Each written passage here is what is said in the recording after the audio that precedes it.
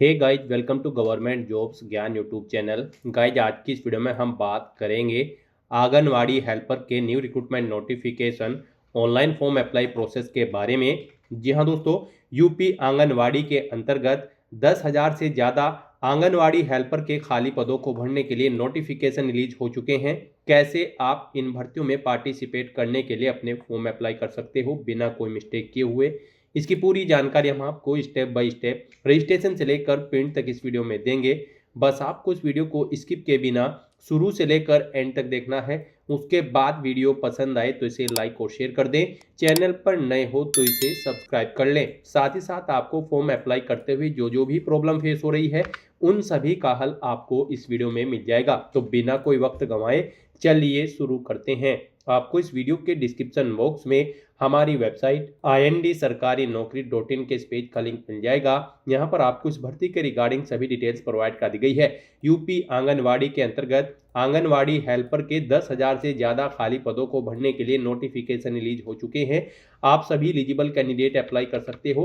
केवल female candidate apply कर सकते हैं। 12वीं पास उनका यहाँ पर किसी वेल रिकॉग्नाइज्ड बोर्ड से पास आउट होना रिक्वायर्ड है। साथ ही साथ जिस क्षेत्र के लिए वो अप्लाई कर रहे हैं वहाँ के निवासी होना उन्हें रिक्वायर्ड है। आयु सीमा आपकी 18 से 35 साल रखी गई है।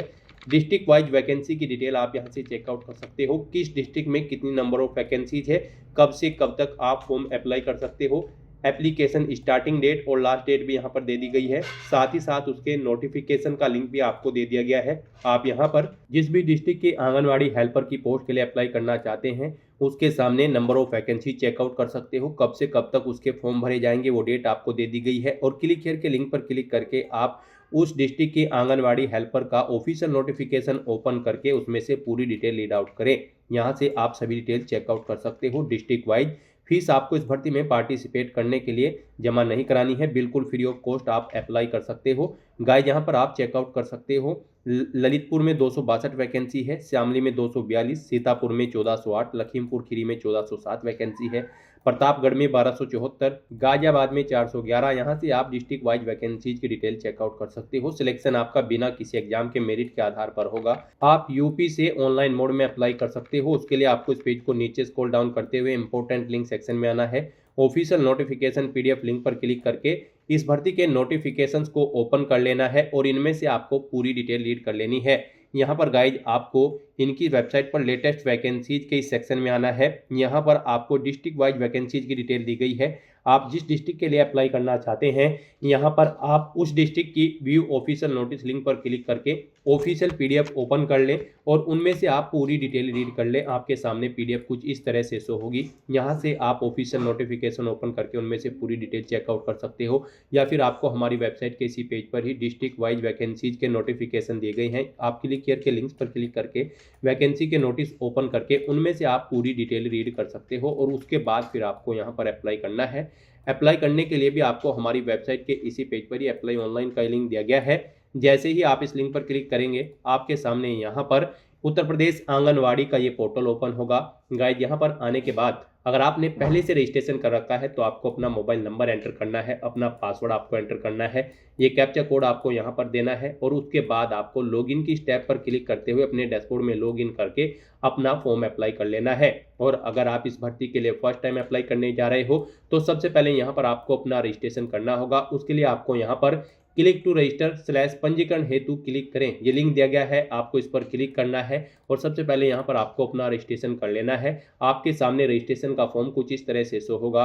यहाँ पर गाइज आपको अपना नाम एंटर करना है, अपने पिता का नाम एंटर करना है, फिर यहाँ पर आपको अपना डिस्ट्रिक्ट सेलेक्ट करना है जिस डिस्ट्रिक्ट से आप निवास करते हैं, अपना मोबाइल नंबर यहाँ पर आपको देना है, फिर यहाँ पर आपको अपना पासवर्ड क्रिएट करना है। यहाँ पर आपका पासवर्ड अल्फा न्यूमेरिक फॉर्मेट में होना चाहिए। मीन्स आपके पासवर्ड में कम से कम एक अपर केस कैरेक्टर, एक लोअर केस कैरेक्टर, एक इंटीजर नंबर और एक स्पेशल कैरेक्टर जैसे कि @ या फिर डॉलर होना चाहिए।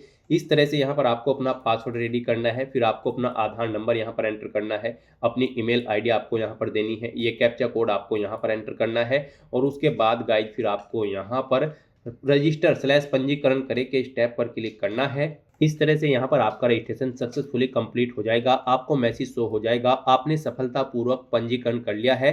अब गाइस यहाँ पर आपको ओके के इस ऑप्शन पर क्लिक करना है और उसके बाद फिर यहाँ पर आपको अपना मोबाइल नंबर एंटर करना है, अपना पासवर्ड आपको यहाँ पर एंटर करना है और फिर आपको ये कैप्चा कोड यहाँ पर एंटर करना है और उसके बाद फिर आपको लॉगिन करें इस टैब पर क्लिक करके अपने डैशबोर्ड में लॉगिन कर लेना है। लॉगिन करने के बाद आपके सामने आपका डैशबोर्ड कुछ इस तरह से शो होगा। अब यहाँ पर आपको अपना व्यक्तिगत विवरण देना है। इसमें आपको आपका जनपद ऑटोमेटिकली फिर मिलेगा जो आपने रजिस्ट्रेशन में प्रोवाइड कराया था। अब यहाँ पर आपको परियोजना सेलेक्ट करनी है। यहाँ पर आप अपनी चॉइस के अकॉर्डिंग कोई भी परियोजना सेलेक्ट करें। उसके बाद यहाँ पर आप बताएं आप शहरी क्षेत्र में अप्लाई करना चाहते हैं या ग्रामीण क्षेत्र में आंगनवाड़ी हेल्पर के लिए।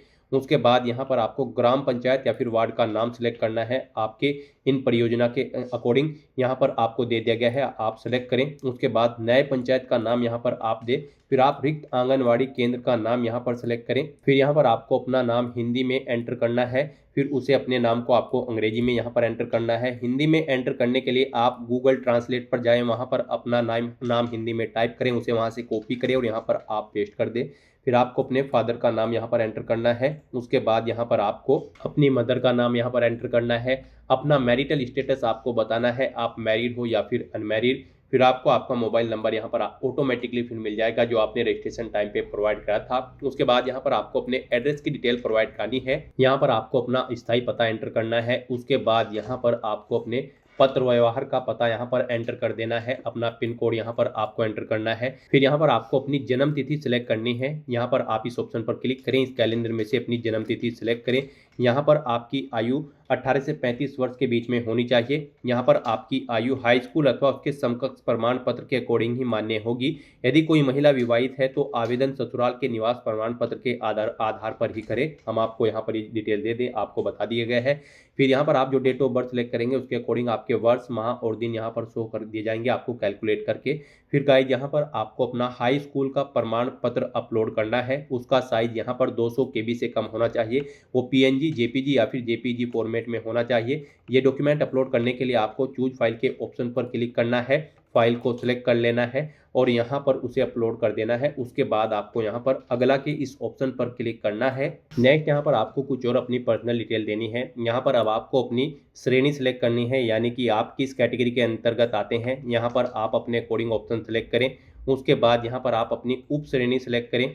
फिर यहाँ पर गाइज आप अगर स्वतंत्रता संग्राम सेनानी के आश्रित हैं तो यहाँ पर आपका आश्रित से क्या संबंध है आपको देना होगा। इस तरह से यहाँ पर आपको अपनी श्रेणी और उप श्रेणी यहाँ पर सेलेक्ट कर लेनी है। दिव्यांग है तो फिर यहाँ पर आपको दिव्यांग का आवेदन संख्या देनी होगी, प्रमाण पत्र संख्या देना होगा, कितनी % डिसेबिलिटी है वो आपको देनी होगी और फिर यहाँ पर आपको अपना प्रमाण पत्र भी अपलोड करना होगा। 200 KB से कम आपके प्रमाण पत्र की फाइल का साइज होना चाहिए, वो PNG, JPG या फिर JPEG फॉर्मेट में होनी चाहिए। यहाँ पर आप अपने अकॉर्डिंग ऑप्शन सेलेक्ट कर लें। इस तरह से गाइज यहाँ पर आप अपनी डिटेल प्रोवाइड कराएं। उसके बाद आवेदिका की वर्तमान स्थिति क्या है, वो विधवा है, तलाकशुदा है या फिर अन्य, आप अपने अकॉर्डिंग ऑप्शन सेलेक्ट करेंगे। आप अपने निवास प्रमाण पत्र की संख्या यहाँ पर एंटर करेंगे। निवास प्रमाण पत्र का आवेदन संख्या यहाँ पर आप देंगे। निवास प्रमाण पत्र यहाँ पर आपको अपलोड करना है। यहाँ पर आपके सभी डॉक्यूमेंट PNG, JPG या फिर JPG फॉर्मेट में अपलोड होंगे। उनका साइज 200 KB से कम होना चाहिए। उन्हें अपलोड करने के लिए आपको चूज फाइल के ऑप्शन पर क्लिक करना है, फाइल को सिलेक्ट कर लेना है और अपने डॉक्यूमेंट को यहाँ पर अपलोड कर देना है। फिर आपको ग्राम पंचायत या फिर वार्ड का नाम यहाँ पर दस्तावेज के अनुसार एंटर करना है। आंगनवाड़ी केंद्र का नाम यहाँ पर आपको दस्तावेज के अनुसार एंटर करना है। जाति प्रमाण पत्र संख्या देनी है। जाति प्रमाण पत्र आवेदन संख्या यहाँ पर आपको देनी है अगर यहाँ पर आप रिजर्व कैटेगरी से बिलोंग करते हैं। जाति प्रमाण पत्र भी यहाँ पर आपको अपलोड करना है। जाति दस्तावेज के अनुसार यहाँ पर आपको डिटेल देनी है। आय प्रमाण पत्र संख्या यहाँ पर आपको अपनी देनी है। उसके बाद आय प्रमाण पत्र का आवेदन संख्या यहाँ पर आपको देनी है, उसे अपलोड करना है।